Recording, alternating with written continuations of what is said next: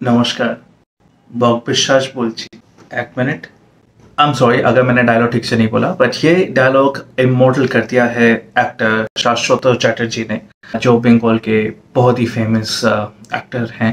इनकी परफॉर्मेंस हमने पहली बार देखी थी कहानी जो फिल्म थी, वैसे तो वो विद्या बालन स्टारर फिल्म थी, बट इस पूरे फिल्म में हमने बॉब बिस्वास के कैरेक्टर को बहुत एंजॉय किया। 2012 में रिलीज हुई थी ये कहानी। वहीं पे विद्या बालन के अलावा अगर हमने कोई और कैरेक्टर को जानने की हमारी उत्सुकता रही थी, तो वो थी इस कैरेक्टर के जो शाश्वत चैटर्जी ने प्ले किया था, Bob Biswas. Bob Biswas was a trained assassin, a paid, a hired killer, ऐसा आप कह सकते हो।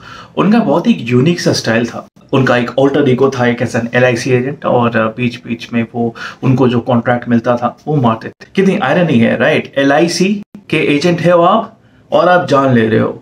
Interesting, right?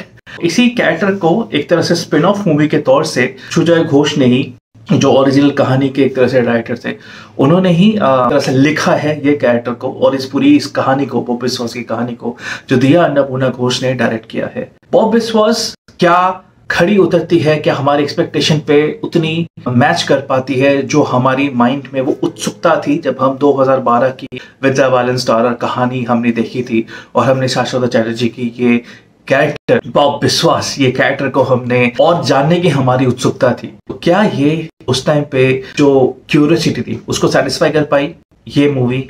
आइए इस बारे में बात करते हैं। तो ये कैरेक्टर अब शाश्वत चैटर्जी तो नहीं, अभिषेक बच्चन प्ले कर। ऑल्दो मुझे थोड़ी सी इसमें मैं बोलूंगा I was not happy because I wanted to see Shashwat Chatterjee playing as Bob Biswas और reprising his role as Bob Biswas. यहाँ पे मैं इसमें ये नहीं कह रहा कि अभिषेक बच्चन ने अच्छी एक्टिंग नहीं करी, उन्होंने बहुत ही मेहनत करी है और अपने हिसाब से उन्होंने इस कैरेक्टर को अपना एक टच देने की कोशिश करी है। इस फिल्म में बॉब बिस्वास में अभिषेक बच्चन के अलावा चित्रंगदा सिंह और भी 2-3 और कलाकार हैं, इन्होंने प्ले करने की कोशिश करी है, अपने अपने एक कैरेक्टर्स प्ले करने की कोशिश की, बट मेजरली अभिषेक बच्चन और चित्रंगदा सिंह ही इसमें मेन कैरेक्टर्स के रूप से आप कह सकते हो। स्टार्टिंग यही होती है जो आपने ट्रेलर से देखा है कि बॉब बिस्वास का जो कैरेक्टर है अभिषेक बच्चन, स्टार्टिंग से ही ये अपना मेमोरी लॉस कर चुके हैं। ये हॉस्पिटल से डिस्चार्ज होते हैं और अपनी पार्शियल मेमोरी को लेके जो जानना चाहते हैं कि क्या है क्या वो नहीं है, उनकी अपनी आइडेंटिटी, उनकी अपनी एंटिटी जानने की कोशिश कर रहे हैं।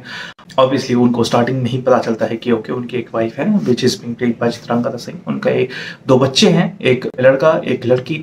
लड़की मेडिकल एग्जाम देने की तैयारी कर रही है और बच्चा काफ़ी छोटा है। यही उनकी फैमिली है। इस दौरान थोड़ी बहुत चीज़ें ओवर द टाइम उन्हें पता लगता रहता है कि जैसे वो चर्च आते थे, ओके डेली चर्च आते थे, उनके बीवी का पास्ट, उनके बच्चे, किन लोगों से वो मिलते जुलते थे, वो सब धीरे धीरे उनको ऐसा तो नहीं कहूँगा कि याद आता रहता है, बट चीज़ें देखने के बाद उन्हें पता चलता है कि हाँ शायद मैंने ये चीज़ पहले कहीं देखी थी। फिर उसको रिसर्च करते फिर उन्हें पता चलता है कि हाँ मेरी पहली जो बात हुई थी उस बंदे ने जो बात कही थी उससे फिर वो रिलेट करते हैं। So that is something very intelligent I would say from the story aspect, कि आउट इन द फेस आपको हिंट नहीं दिया, आपको ड्यूरिंग द कन्वर्सेशन कुछ ऐसी बातें हुई जो बाद में जाके this character and with the audience we realise कि अच्छा वो जो बात हुई थी वहां से ये टिप निकला है। That is obviously an interesting aspect of the movie and intelligent writing of course for that matter. Now इसमें जो म्यूजिक का एस्पेक्ट बोलूंगा तो म्यूजिक तो बहुत ही बेकार है। यहाँ पे तू तो गया रे करके एक सॉन्ग बजता रहता है जब भी बॉब बिस्वास अपने हंटिंग पे जाते हैं, और उनका जो एक हंटिंग करने का स्टाइल है बहुत ही कैजुअल अप्रोच से, वो बहुत ही इंटरेस्टिंग लगा है। इन अ वे फनी भी है। I mean I am saying murder scenes as funny, so वो जिस तरह से फिल्माया गया है with the background music of तू तो गया रे, वो इंटरेस्टिंग लगा मुझे देखने में, अच्छा लगा मुझे देखने में। आउट एंड आउट ये मूवी मैं बोलूंगा अच्छी मूवी है, बेकार मूवी नहीं लगी मुझे। वन टाइम वॉच तो फॉर श्योर है। मैंने जैसे कहा कि मेरी एक्सपेक्टेशन थी कि शायद ये मूवी और अच्छी हो पाती अगर बॉब बिस्वास का रोल शाश्वत चैटर्जी करते। बच्चिया अभिषेक बच्चन ने बुरी एक्टिंग नहीं करी है, अच्छी ही करी है इनफैक्ट उनके हिसाब से, और वो अच्छे एक्टर भी हैं। उन्होंने अपना एक अपनी तरफ से एक जान डाल दी है इस बॉब बिस्वास के कैरेक्टर को fairly well. Obviously Abhishek Bachchan के जो फैंस हैं उनको डेफिनेटली अच्छा लगेगा। चित्रांगदा सिंह को बहुत दिनों बाद देखा है मूवीज में, तो या it was a welcome refreshing moment for her fans also. बाकी अगर मैं बोलूँ कि कहानी का जो एक बार सेट हो चुका है 2012 की मूवी कहानी विद्या बालन स्टारर, वहाँ पे जिस तरह से वो कैरेक्टर को फिल्माया गया था थ्रू शाश्वत चैटर्जी, बॉब विश्वास, वो आपके माइंड में क्यूरियोसिटी जगाती है। यहाँ पे मैं बोलूंगा नहीं, वो क्यूरियोसिटी तो नहीं जगाती, बट देन इसको अगर स्टैंड अलोन मूवी के हिसाब से देखोगे तो शायद ही अच्छा लगेगा। कहानी से कंपेयर करोगे जो कि लाजमी है, because it is a spin off in the same universe of कहानी। एक कनेक्शन भी ड्रॉ किया है विद्या बालन के कहानी के तौर से। मैं अगेन डिटेल में नहीं जा रहा हूँ because it involve certain suspense, it involve certain mystery, जो कि आपको देख के पता चलेगा।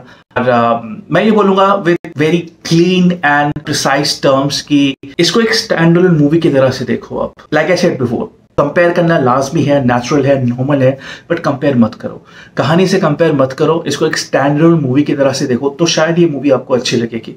कंपेयर करने जाओगे, अभिषेक बच्चन के कैरेक्टर को भी कंपेयर करने जाओगे तो आई गेस तब ये शायद मूवी आप एंजॉय ना कर पाओ। मूवी आप एंजॉय तभी करोगे जब इसको स्टैंड अलोन मूवी की तरह से देखोगे, कंपेयर नहीं करोगे तो ये मूवी शायद आपको अच्छी लगेगी। Go ahead and watch it, let me know आपको ये मूवी कैसी लगी, आपको मेरा ये movie recommendation and movie review and reaction for this movie कैसा लगा। एंड और भी मूवी के बारे में जानने के लिए do right in the comments, और कौन सी मूवीज के बारे में आप जानना चाहते हो लाइक कीजिए, सब्सक्राइब कीजिए and of course bell icon जरूर दबाइएगा। मैं और मूवीज और रिव्यूज के बारे में बात करने आ रहा हूँ बहुत जल्द। Take care, bye now.